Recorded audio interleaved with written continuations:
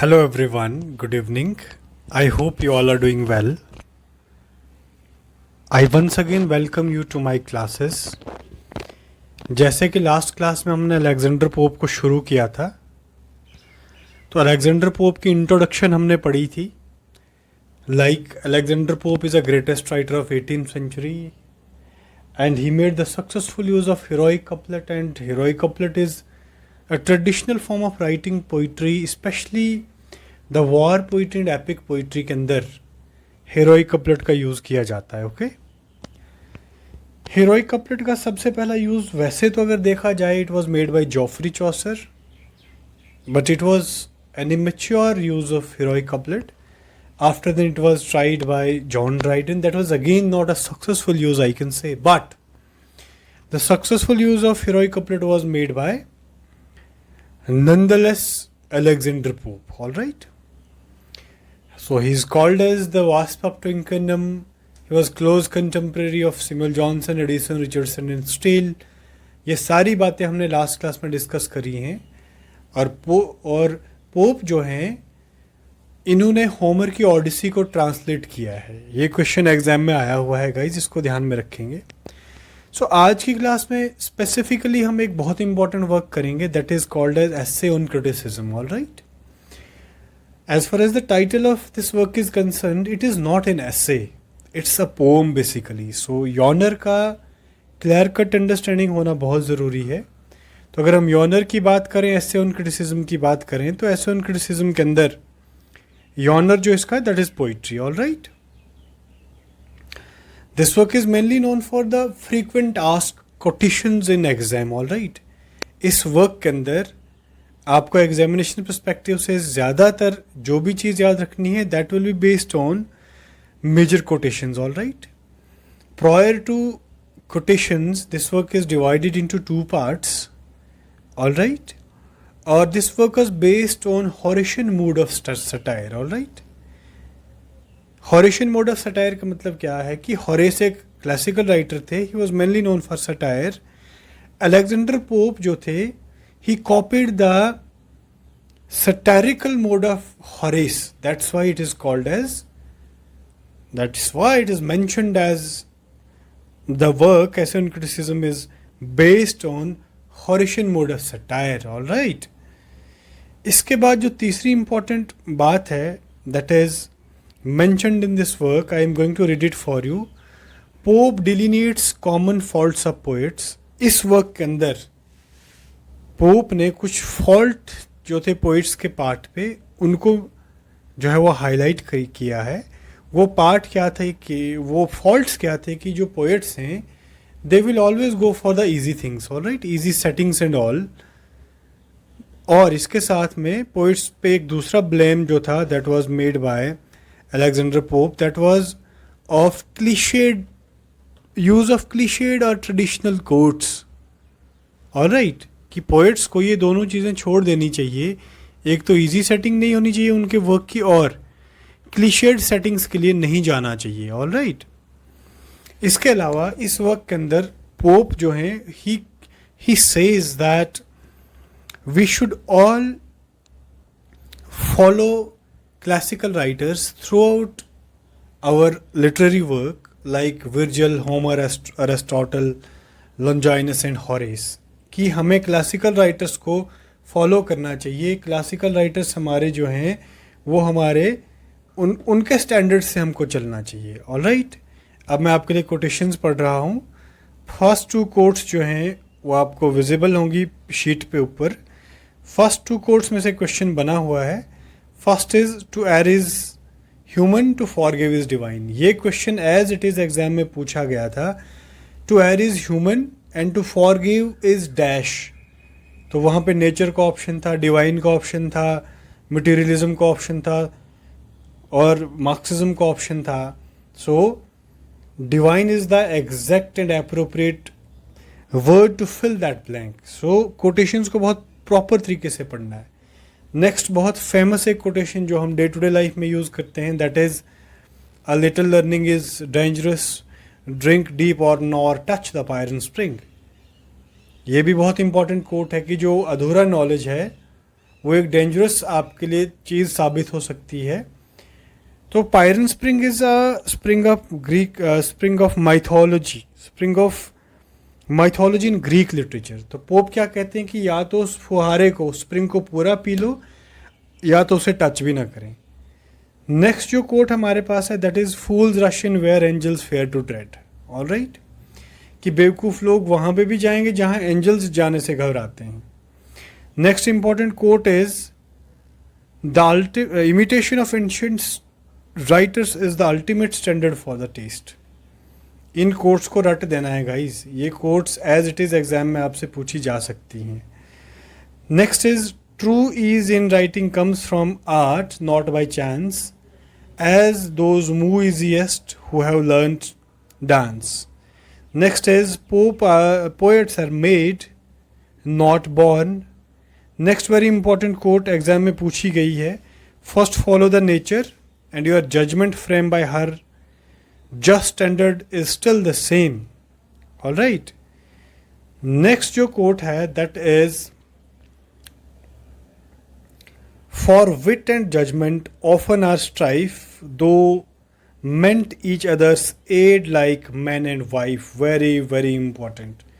मैं आपके लिए दोबारा से कोट पढ़ने जा रहा हूँ, प्लीज इस कोट को ध्यान में रखेंगे। For wit and judgment often are strife though meant for each other's aid like man and wife. All right, ये कोट बहुत इंपॉर्टेंट है गाइज, प्लीज इस कोट को ध्यान में रखेंगे। नेक्स्ट इज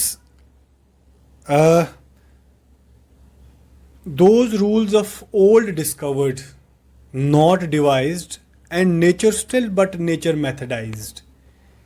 नेचर मैथडाइज जो कोट है वो एज इट इज़ एक बार एग्जाम में पूछा गया है। आई मीन केरला सेट में ये क्वेश्चन पूछा था कि जो नेचर मैथडाइज्ड है ये वर्क किस राइटर ने और किस वर्क के अंदर यूज़ किया है। तो नेचर मैथडाइज जो है it's used by Alexander Pope and this particular phrase was used by Alexander Pope in the work essay on Criticism. Alright, towards the end of this this work William Wordsworth जो हैं वो mention करते हैं एक critic को। The name of critic is William Walsh, WALSH, William Walsh. All right, और ये जो ऐसे है that was fiercely attacked by John Dennis. John Dennis एक क्रिटिक हैं who attacked this work essay on criticism.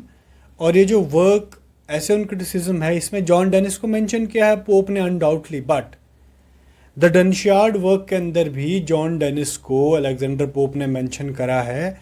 So question बन सकता है कि apart from essay on criticism in which work John Dennis was mentioned by Alexander Pope once again. So it was mentioned in the Dunciad. Okay, हाँ जी। So you have to keep all such details in your primary conscience. Hello everyone, good evening. I hope you all are doing well. I once again welcome you to my classes. जैसे कि last class में हमने Alexander pope को शुरू किया था, तो Alexander pope की इंट्रोडक्शन हमने पढ़ी थी। Like Alexander pope is a greatest writer of 18th century and he made the successful use of heroic couplet, and heroic couplet is a traditional form of writing poetry, especially the war poetry and epic poetry के अंदर heroic couplet का use किया जाता है। Okay, heroic couplet का सबसे पहला use वैसे तो अगर देखा जाए it was made by Geoffrey Chaucer, but it was an immature use of heroic couplet. After that it was tried by John Dryden. That was again not a successful use, I can say, but the successful use of heroic couplet was made by nonetheless Alexander Pope. All right, so he is called as the Wasp of Twickenham. He was close contemporary of Samuel Johnson, Addison, Richardson and Steele. ये सारी बातें हमने last class में discuss करी हैं। और pope जो हैं इन्होंने होमर की ओडिसी को ट्रांसलेट किया है। ये क्वेश्चन एग्जाम में आया हुआ है गाइज, इसको ध्यान में रखेंगे। सो आज की क्लास में स्पेसिफिकली हम एक बहुत इंपॉर्टेंट वर्क करेंगे that is called as essay on criticism. All right, As far as the title of this work is concerned, it is not an essay, it's a poem basically. So यॉनर का clear cut understanding होना बहुत ज़रूरी है. तो अगर हम यॉनर की बात करें, एसे ऑन क्रिटिसिज्म की बात करें, तो एसे ऑन क्रिटिसिज्म के अंदर यॉनर जो इसका that is poetry. All right, this work is mainly known for the frequent ask quotations in exam. All right, इस वर्क के अंदर आपको एग्जामिनेशन परस्पेक्टिव से ज़्यादातर जो भी चीज़ याद रखनी है that will be based on major quotations. All right, prior to quotations, this work is divided into two parts. All right, or this work is based on Horatian mode of satire. All right, Horatian mode of satire का मतलब क्या है कि Horace एक classical writer थे. he was mainly known for satire. Alexander Pope जो थे, he copied the satirical mode of Horace. That's why it is mentioned as the work Essay on Criticism is based on Horatian mode of satire. All right, इसके बाद जो तीसरी important बात है that is mentioned in this work, I am going to read it for you. Pope delineates common faults of poets. इस work के अंदर pope ने कुछ फॉल्ट जो थे पोइट्स के पार्ट पे, उनको जो है वो हाईलाइट किया है. वो पार्ट क्या थे कि वो फॉल्ट्स क्या थे कि जो पोएट्स हैं they will always go for the easy things. All right, easy settings and all. और इसके साथ में पोएट्स पे एक दूसरा ब्लेम जो था that was made by Alexander pope, that was of clichéd use of clichéd और ट्रेडिशनल कोट्स. ऑल राइट, कि पोएट्स को ये दोनों चीज़ें छोड़ देनी चाहिए.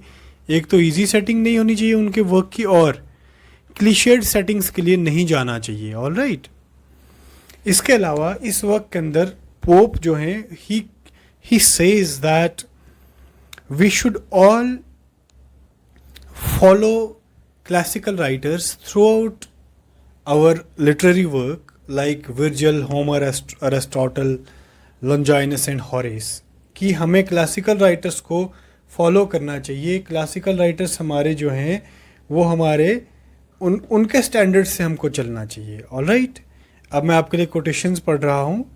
फर्स्ट टू कोट्स जो हैं वो आपको विजिबल होंगी शीट पे ऊपर. फर्स्ट टू कोट्स में से क्वेश्चन बना हुआ है. First is to err is human to forgive is divine. ये question as it is exam में पूछा गया था. To err is human and to forgive is dash. तो वहाँ पे नेचर का ऑप्शन था, डिवाइन का ऑप्शन था, मटेरियलिज्म का ऑप्शन था और मार्क्सिज्म का ऑप्शन था. So divine is the exact and appropriate word to fill that blank. So quotations को बहुत प्रॉपर तरीके से पढ़ना है. नेक्स्ट बहुत फेमस एक कोटेशन जो हम डे टू डे लाइफ में यूज़ करते हैं, that is a little learning is dangerous, drink deep और nor touch the Pierian spring. ये भी बहुत इंपॉर्टेंट कोट है कि जो अधूरा नॉलेज है वो एक डेंजरस आपके लिए चीज़ साबित हो सकती है. तो पायरन spring is a spring of Greek, spring of mythology, spring of mythology in Greek literature. तो पोप क्या कहते हैं कि या तो उस फुहारे को, स्प्रिंग को पूरा पी लो, या तो उसे टच भी ना करें. नेक्स्ट जो कोट हमारे पास है that is fools rush in where angels fear to tread. All right, कि बेवकूफ़ लोग वहाँ पे भी जाएंगे जहाँ एंजल्स जाने से घबराते हैं. Next important quote is the imitation of ancient writers is the ultimate standard for the test. इन कोट्स को रट देना है गाइस. ये quotes as it is exam में आपसे पूछी जा सकती हैं. Next is true ease in writing comes from art not by chance, as those move easiest who have learned dance. Next is poets are made not born. Next very important coat exam में पूछी गई है. First follow the nature and your judgment framed by her just standard is still the same. All right, next जो quote है that is for wit and judgment often are strife though meant each other's aid like man and wife. very very important. मैं आपके लिए दोबारा से coat पढ़ने जा रहा हूँ, प्लीज़ इस कोट को ध्यान में रखेंगे. For wit and judgment often are strife, though meant for each other's aid like man and wife. Alright, ये कोट बहुत इंपॉर्टेंट है गाइज, प्लीज इस कोट को ध्यान में रखेंगे. Next is those rules of old discovered, not devised, and nature still but nature methodized. Nature methodize जो quote है वो एज इट इज़ एक बार एग्जाम में पूछा गया है. आई मीन केरला सेट में ये क्वेश्चन पूछा था कि जो नेचर मेथडाइज्ड है ये वर्क किस राइटर ने और किस वर्क के अंदर यूज़ किया है. जो नेचर मेथडाइज जो है it's used by Alexander Pope, and this particular phrase was used by Alexander Pope in the work Essay on Criticism. All right. Towards the end of this, this work, William Wordsworth जो हैं वो mention करते हैं एक critic को. The name of critic is William Walsh, W-A-L-S-H, William Walsh. All right. और ये जो essay है that was fiercely attacked by John Dennis. John Dennis एक क्रिटिक हैं who attack this work essay on criticism. और ये जो वर्क एसे ऑन क्रिटिसिज्म है इसमें जॉन डेनिस को मेंशन किया है पोप ने undoubtedly, but the Dunciad work के अंदर भी जॉन डेनिस को अलेक्जेंडर पोप ने मेंशन करा है. सो क्वेश्चन बन सकता है कि apart from essay on criticism in which work John Dennis was mentioned by Alexander Pope once again. So it was mentioned in the Dunciad. Okay, हाँ जी. So you have to keep all such details in your primary conscience.